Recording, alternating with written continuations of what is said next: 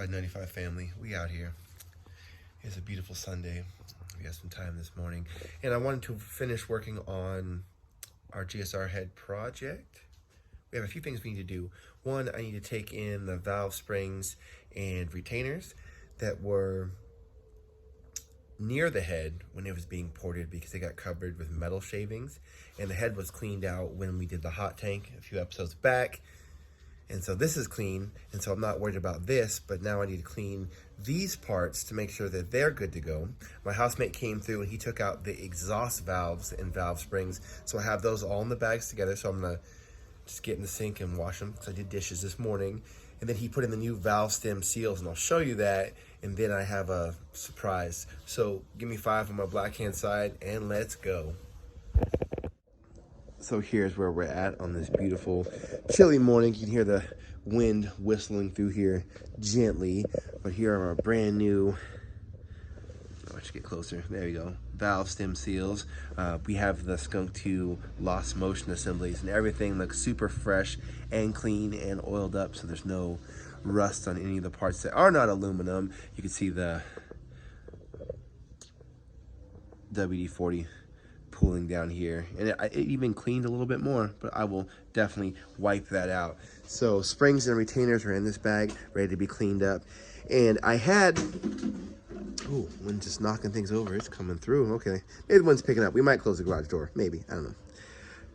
These are my intake valves. They've been out and they were labeled because they were gonna go right back in the same place. These are my exhaust valves that my housemate took off, not labeled. You could see the carbon build up. This is not a filter. I'm just really greasy. I think that's why my camera looks like this, so bear with me. So what I'd like to do is I clean these a little bit. I was trying to be careful in the combustion chamber and not scrape everything up when these were still installed, but now that they're out, I would like to get them clean. So these are steel, they are not aluminum, so these are acid safe. So I went to Lowe's and picked up some muriatic acid. It's only about $13. It's a big jug. We're gonna use just a little bit just to get these heads in the acid and let them soak. We're gonna do it in full strength. I believe we're gonna do it in glass. I have that glass dish right there, and that should be safe. I think it's plastic and glass safe because it's not reactive with that, but it'll eat through aluminum like crazy. So not going on the aluminum, but we'll go on the metal. So let's get this set up and put somewhere safe. So here's the setup for this. We no longer need to keep these separated because not only are we going to clean them with the acid, but we are also going to lap the valves so that they seat properly. Where they touch on the head, it looks very nice and clean and done recently. So whoever got the motor must have had it done before they gave it to me, because that looks like in really good condition. And then for these, I have this glass nice and thick dish that's mine. And then I'm gonna put each of these in there, and I'm just gonna put just enough of the acid to cover the parts that have a carbon on them. And you can see it goes up partway up the stem. And you can see from these are just regular valves, intake valves, exhaust valves. You can tell which is which. And then if you look on the back here, you can see that they're just normal. They're not the cool Type R ones that get thinner back here to let more air flow. These are just regular GSR valves. That's what we're sticking with for this project. I thought about it, but then we ended up not going through with it.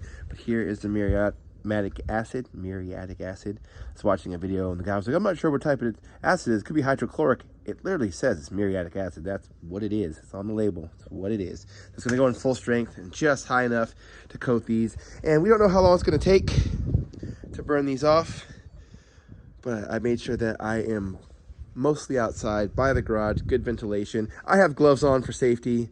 I should have goggles on for safety, but I'm gonna pour real slowly and make sure this does not get in my eyes. And while these are soaking, I will clean the valve springs and retainers, and then we'll be right back.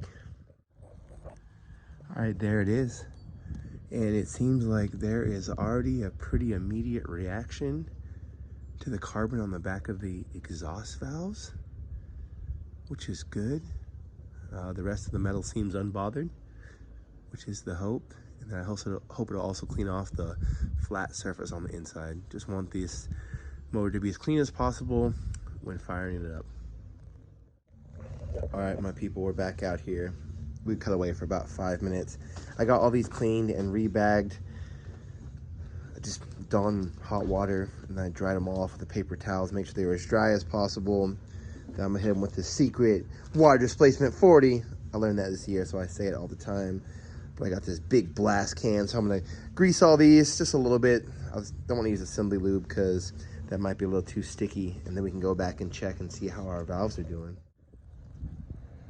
So I'm prepared to let these soak as long as they need to because the metal will be okay.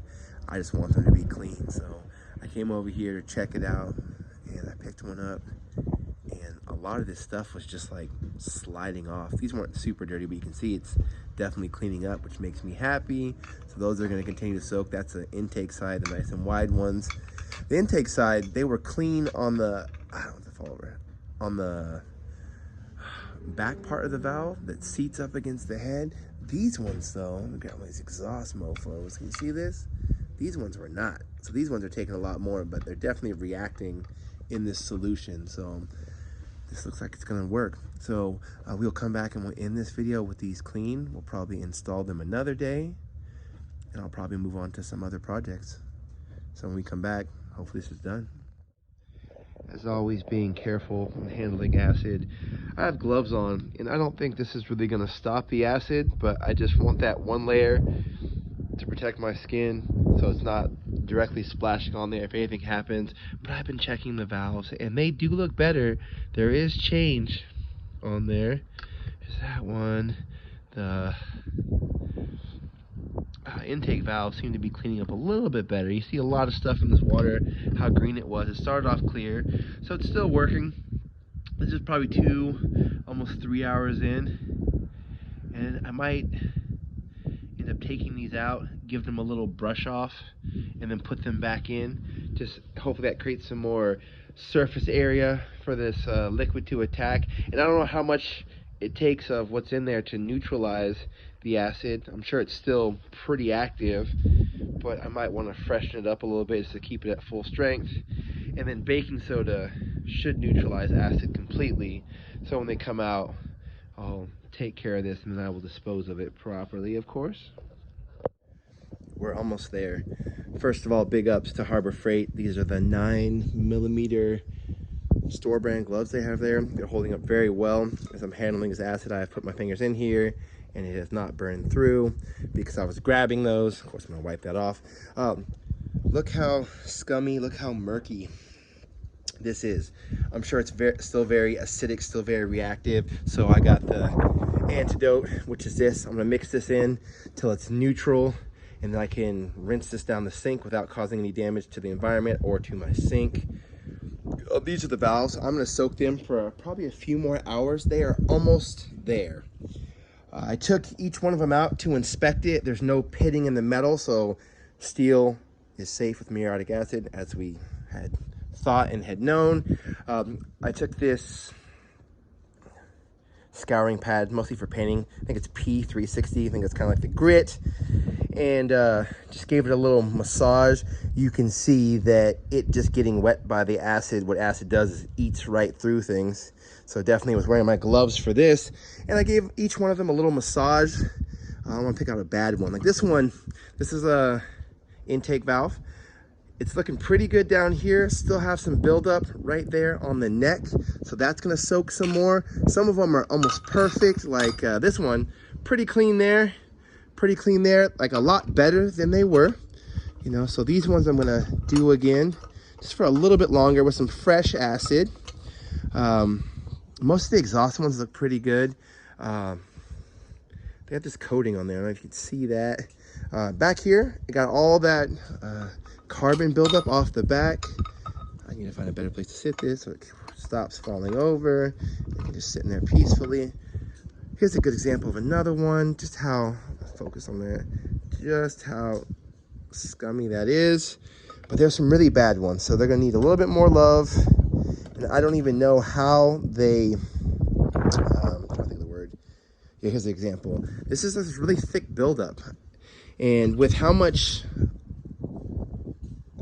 what's it called, buildup was around this edge, it's super blurry. My phone will not, this is like a soft focus because I'm just that greasy. I'm sorry, I hope you can see this. Focus, focus. So that's that buildup. But around this edge where it comes in and seats against the head, there was so much buildup. There's no way that I think that my valves were seating all the way, like in that point in the cycle. So I think that was causing the engine to not run very well, and I think it was running very rich. That's why I was having problems towards the end before the bearing spun.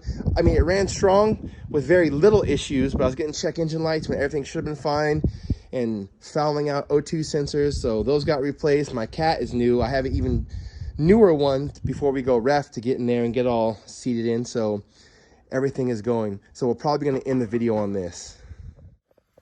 I'm very happy with the progress of how it comes out. You will see how clean they are when it's time to lap those valves and get them back in the head. So that's why I was able to take it out, if I didn't mention it, from that cool little cardboard piece I made where I numbered where the valves went on which side, because they're going to get lapped and perfectly seated into each one of those positions. So this head should be running like a mofo. So I'm very stoked on that. And why everything's out, why not? It just takes a minute. The acid was 13 bucks and my roommate kicked in. He got the lapping compound stuff and he has to know how to do that. So I will learn, I will show you guys. All right, Modified family, until we meet again, peace. I had to come back to show you guys this awesome reaction. So this is still very acidic. I added some baking soda, definitely have safety goggles. I did not have any, and I almost got acid in my eye. It splashed when I was cleaning those valves, which are now in the clean acid. But here, so this goes in here, and it goes nuts. So I recommended it outside, lots of ventilation. I'm barely in the garage. The door is closed to the house for safety, and then the wind is blowing, so that's keeping things out. So I'm just gonna keep, not too much, I don't want to overspill, but I'm just gonna keep adding this until it stops foaming. That should be a pretty clear indication that it's no longer acidic. But yeah, acid's very powerful, and because you have gloves on and because, you know, it's in a glass dish and it's, you know, safely contained, always respect how powerful chemicals are. Be safe, everyone. I'm not crazy!